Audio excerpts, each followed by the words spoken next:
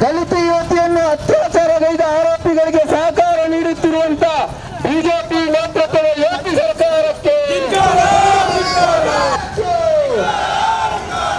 ಉತ್ತರ ಪ್ರದೇಶದಲ್ಲಿ ದಲಿತ ಯುವತಿಯನ್ನು ಅತ್ಯಾಚಾರಗೈದ ಆರೋಪಿಗಳಿಗೆ ಯೋಗಿ ನೇತೃತ್ವದ ಉತ್ತರ ಪ್ರದೇಶ ಸರ್ಕಾರಕ್ಕೆ ದಲಿತ ಯುವತಿಯನ್ನು ಅತ್ಯಾಚಾರಗೈದ ಆರೋಪಿಗಳಿಗೆ ಯೋಗಿ ನೇತೃತ್ವದ ಬಿಜೆಪಿ ಜನರ ಸರ್ಕಾರಕ್ಕೆ ಬಿಜೆಪಿ ನೇತೃತ್ವದ ಕೇಂದ್ರದ ಎನ್ಡಿಎ ಸರ್ಕಾರಕ್ಕೆ ಯೋಗಿ ನೇತೃತ್ವದ ಬಿಜೆಪಿ ಸರ್ಕಾರ ನೀಡುತ್ತಿರುವ ಕೇಂದ್ರ ಸರ್ಕಾರಕ್ಕೆ ಜಯವಾಗಲಿ ಜಯವಾಗಲಿ ಹೋರಾಟಕ್ಕೆ ಜಯವಾಗಲಿ ಜಯವಾಗಲಿ ಜಯವಾಗಲಿ ಜಯವಾಗಲಿ ಜಯವಾಗಲಿ ಹೋರಾಟ ಹೋರಾಟ ಹೋರಾಟ ಹೋರಾಟ ಯಾತಕ್ಕಾಗಿ ಹೋರಾಟ ಯಾತಕ್ಕಾಗಿ ಹೋರಾಟ ಹೋರಾಟ ಹೋರಾಟ ಯಾತಕ್ಕಾಗಿ ಹೋರಾಟ ದಲಿತ ಯುವತಿಯನ್ನು ಅತ್ಯಾಚಾರಗೈದಂತ ಯೋಗಿ ನೇತೃತ್ವದ ಬಿಜೆಪಿ ನೇತೃತ್ವದ ಮೋದಿ ಸರ್ಕಾರಕ್ಕೆ ಹೋರಾಟ ಹೋರಾಟ ಹೋರಾಟ ಹೋರಾಟ ನ್ಯಾಯಕ್ಕಾಗಿ ಹೋರಾಟ ಯಾತಕ್ಕಾಗಿ ಹೋರಾಟ ನ್ಯಾಯಕ್ಕಾಗಿ ಹೋರಾಟ ಜಸ್ಟಿಸ್ ಜಸ್ಟಿಸ್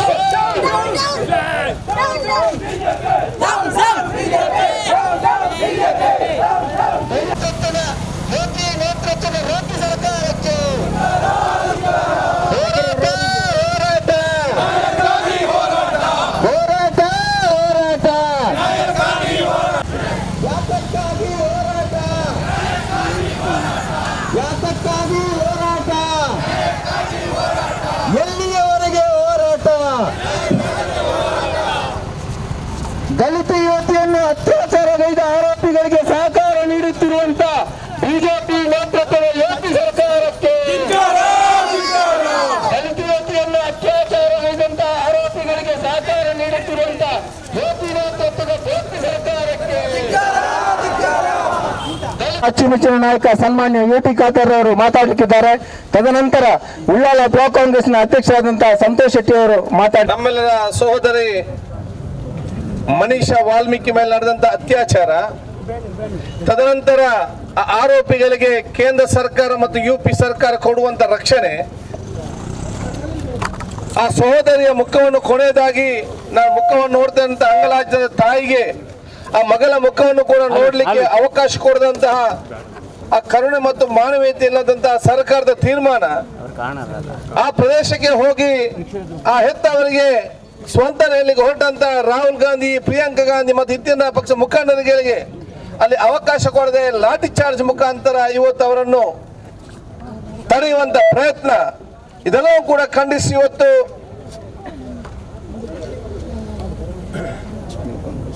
ಇದೆಲ್ಲವೂ ಕೂಡ ನಾವು ಇವತ್ತು ಖಂಡಿಸಿ ಉಳ್ಳಾಲ ಬ್ಲಾಕ್ ಕಾಂಗ್ರೆಸ್ ಹಾಗೂ ಮಂಗಳೂರು ಯೂತ್ ಕಾಂಗ್ರೆಸ್ನ ವತಿಯಿಂದ ವಿವಿಧ ಘಟಕಗಳ ಸಹಕಾರ ಪಡೆದುಕೊಂಡು ಬಹುಶಃ ಇವತ್ತು ಈ ಒಂದು ಸಾಂಕೇತಿಕವಾದ ಪ್ರತಿಭಟನೆ ನಾವು ಹಮ್ಮಿಕೊಂಡಿದ್ದೇವೆ. ಈಗ ನಾನು ಮಾತಾಡಿದ ದೇಲಗಟ್ಟೆಯಲ್ಲಿ ನಾನು ಇವತ್ತು ಈ ರಾಜ್ಯ ಸರ್ಕಾರದ ನಾನು ಕೇಳಲಿಕ್ಕೆ ನಾನು ಇವತ್ತು ಬಯಸ್ತೇನೆ. ಒಂದು ಸಹೋದರ ಮೇಲೆ ಇವತ್ತು ಅಮಾನುಷವಾಗಿ ಇವತ್ತು ಸಾಮೂಹಿಕ ಅತ್ಯಾಚಾರ ಮಾಡಿ ಅವರ ನಾಲಿಗೆಯನ್ನು ಕಟ್ ಮಾಡಿ ಕಾಲನ್ನು ಕಟ್ ಮಾಡಿ ಹಾಕಿ ಅವರನ್ನು ಸಾಯುವಂತ ಸಂದರ್ಭದಲ್ಲಿ ಅವರೊಂದು ಸ್ಟೇಟ್ಮೆಂಟ್ ಕೊಡ್ತಾರೆ, ಡೈಯಿಂಗ್ ಡಿಕ್ಲರೇಷನ್. ಆ ಸ್ಟೇಟ್ಮೆಂಟ್ ಡೈಯಿಂಗ್ ಡಿಕ್ಲರೇಷನ್ ಕೊಡೋದು ಯಾರಿಗೆ ಅಂತ ಹೇಳಿದ್ರೆ ಜಿಲ್ಲಾಧಿಕಾರಿಗೆ ಒಂದು ಡೈಯಿಂಗ್ ಡಿಕ್ಲರೇಷನ್ ಆ ಒಂದು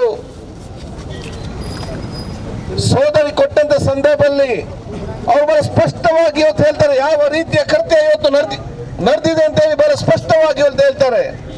ಅದನ್ನು ಬಹುಶಃ ಜಿಲ್ಲಾಧಿಕಾರಿ ರೆಕಾರ್ಡ್ ಮಾಡಿದ್ದನ್ನು ಕೇಂದ್ರ ಸರ್ಕಾರ ಮತ್ತು ಯುಪಿ ಸರ್ಕಾರದ ಪೊಲೀಸ್ ಇಲಾಖೆ ಹೇಳ್ತದೆ. ಇನ್ನೂ ಕೂಡ ಅತ್ಯಾಚಾರ ದಳಪಡಲಿಲ್ಲ ಅಂತ ಮಾತನ್ನು ಕೊಡದಿದ್ರೆ ಬಹುಶಃ ನೇರವಾಗಿ ಅವರು ಆರೋಪಿಗಳಿಗೆ ಸಹಕಾರ ಕೊಡ್ಲಿಕ್ಕೆ ಬೇಕಾಗಿ ಈ ರೀತಿಯ ಒಂದು ಬಹುಶಃ ಒಂದು ಷಡ್ಯಂತ್ರ ಮಾಡ್ತಾ ಇದ್ದಾರೆ.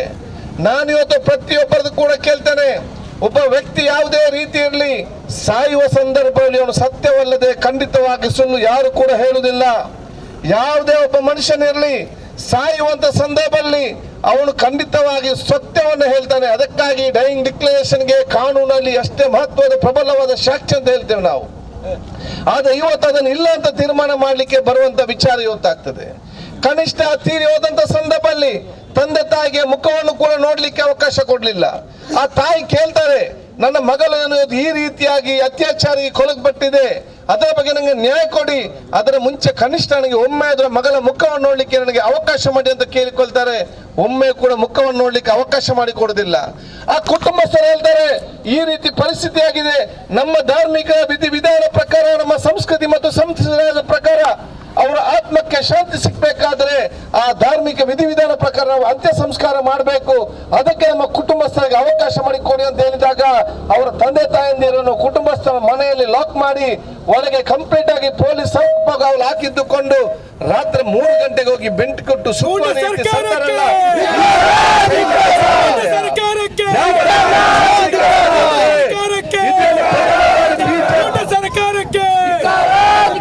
ಬಿಜೆಪಿಯ ಕೇಂದ್ರ ಮತ್ತು ಯುಪಿಯ ಸರ್ಕಾರದಲ್ಲಿ ಪ್ರಥಮವಾದ ಒಂದು ಇವತ್ತು ಘಟನೆ ಅಲ್ಲ.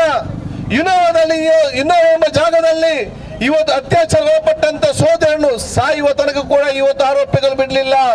ಆ ಆರೋಪಿ ಯಾರು? ಪ್ರಥಮ ಆರೋಪಿ ಅಂತ ಹೇಳಿದ್ರೆ ಬಿಜೆಪಿಯ ಮುಖಂಡರಲ್ಲಿ ಪ್ರಥಮ ಆರೋಪಿ ಇವತ್ತು ಕೂಡ ಜೈಲಲ್ಲಿ ಇದ್ದಾರೆ ಅಂತ ಹೇಳಲಿಕ್ಕೆ ನಾನು ಇವತ್ತು ಬಯಸ್ತೇನೆ.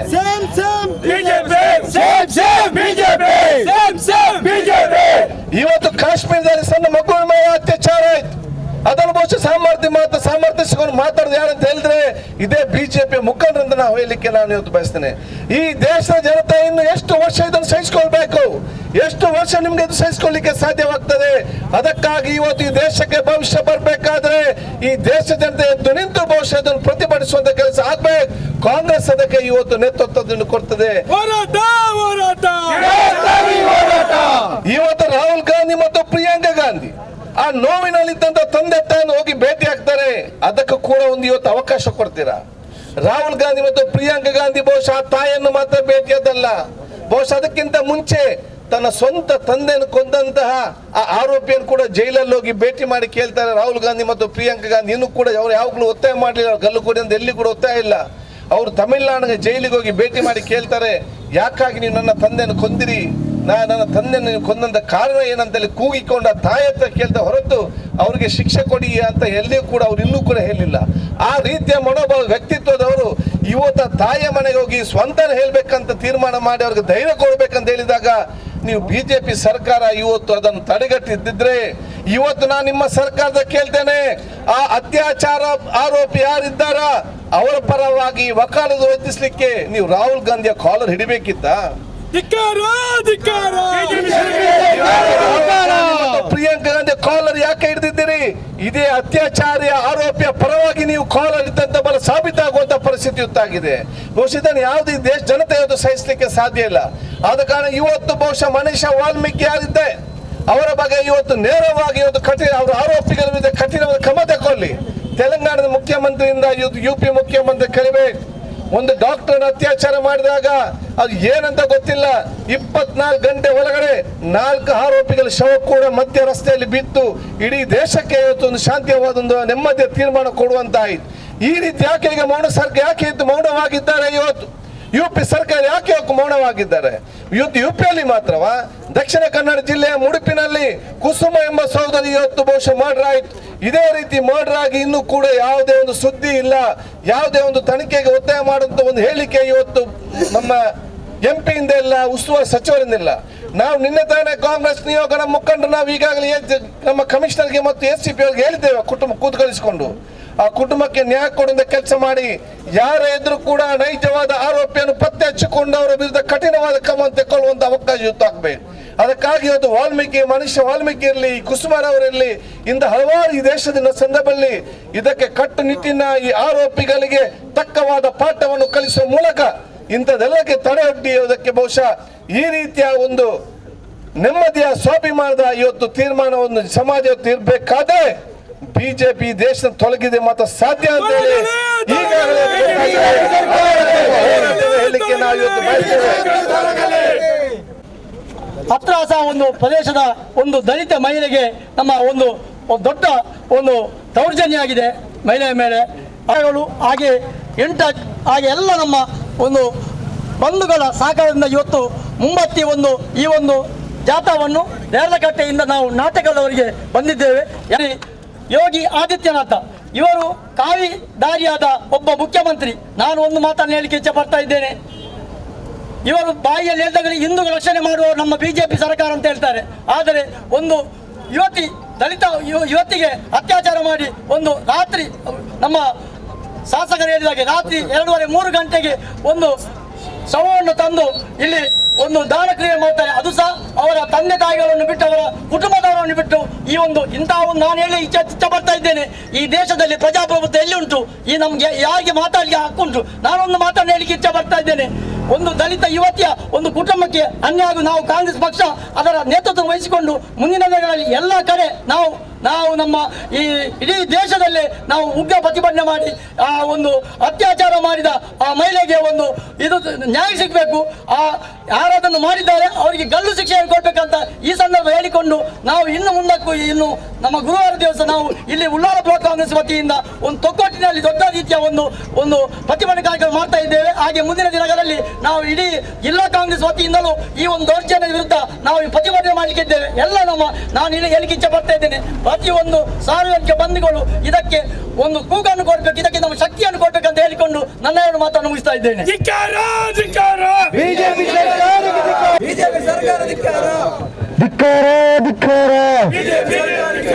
ತೊಳಗಲಿ ಯಾತಕ್ಕಾಗಿ ಹೋರಾಟ. ಆತ್ಮೀಯರೇ, ಜಾಥಾವು ದೇರಳಕಟ್ಟೆಯಿಂದ ನಾಟಕಗಳಿಗೆ ಇವತ್ತು ನಾಟಕ ಪ್ರವೇಶಾಪ್ತಿಯನ್ನ ಮಾಡ್ತಾ ಇದ್ದೇವೆ. ಈ ಒಂದು ಸಮಾರಂಭಕ್ಕೆ ಆಗಮಿಸಿ ಮಾಜಿ ಉಸ್ತುವಾರಿ ಸಚಿವರು, ಕರ್ನಾಟಕ ರಾಜ್ಯ ಕಂಡಂತಹ ಕ್ಷೇತ್ರದ ಶಾಸಕರಾದಂತಹ ಯುಟಿ ಖಾದರ್ ಸರ್ ಅವರಿಗೆ ಧನ್ಯವಾದಗಳನ್ನು ಅರ್ಪಿಸ್ತಾ ಇದ್ದೇನೆ. ಅದೇ ರೀತಿ ಇಂಟಾಕಿದ್ರ ಅಧ್ಯಕ್ಷರಿಗೆ, ಅದೇ ರೀತಿ ಕಾಂಗ್ರೆಸ್ ಅಲ್ಪಸಂಖ್ಯಾತರ ಘಟಕದ ಅಧ್ಯಕ್ಷರಾದಂತಹ ಆಲ್ವಿನ್ ಡಿಸೋಜರ್ ಅವರಿಗೂ ಕೂಡ ಧನ್ಯವಾದಗಳನ್ನು ಸಮರ್ಪಿಸ್ತಾ ಇದ್ದೇನೆ. ಯುವ ಕಾಂಗ್ರೆಸ್ ದಕ್ಷಿಣ ಕನ್ನಡ ಜಿಲ್ಲಾ ಕಾರ್ಯದರ್ಶಿಯಾದಂತಹ ಅರುಣ್ ರಾಜ್ ಇವರು ಕೂಡ ಧನ್ಯವಾದಗಳನ್ನು ಸಮರ್ಪಿಸ್ತಾ ಇದ್ದಾರೆ. ಯುವ ಕಾಂಗ್ರೆಸ್ ಅಧ್ಯಕ್ಷರಾದಂತಹ ನಜರ್ ಶಾ ಪಟೇಲ್ ಅವರು ಕೂಡ ಧನ್ಯವಾದಗಳನ್ನು ಸಮರ್ಪಿಸ್ತಾ ಇದ್ದೇನೆ. ಉಪಾಧ್ಯಕ್ಷರಾದಂತಹ ಮುಸ್ತಾಕ್ ಸಮರ್ಪಿಸ್ತಾ ಇದ್ದೇನೆ. ಅದೇ ರೀತಿ ಉಳ್ಳಾಲ ಬ್ಲಾಕ್ ಕಾಂಗ್ರೆಸ್ ಪ್ರಧಾನ ಕಾರ್ಯದರ್ಶಿ ಅಂತ ರೆಹಮಾನ್ ಕೋರ್ಜಾಲ್ ಅವರು ಕೂಡ ಸಾಮಾನ್ಯ ದಕ್ಷಿಣ ಜಿಲ್ಲಾ ಯುವ ಕಾಂಗ್ರೆಸ್ ಪ್ರಧಾನ ಕಾರ್ಯದರ್ಶಿ ಅಂತ ನಾಸರ್ ಸಾಮಾನ್ಯ ಅವರು ಕೂಡ ಧನ್ಯವಾದ ಸಮರ್ಪಿಸ್ತಾ ಇದ್ದೇನೆ.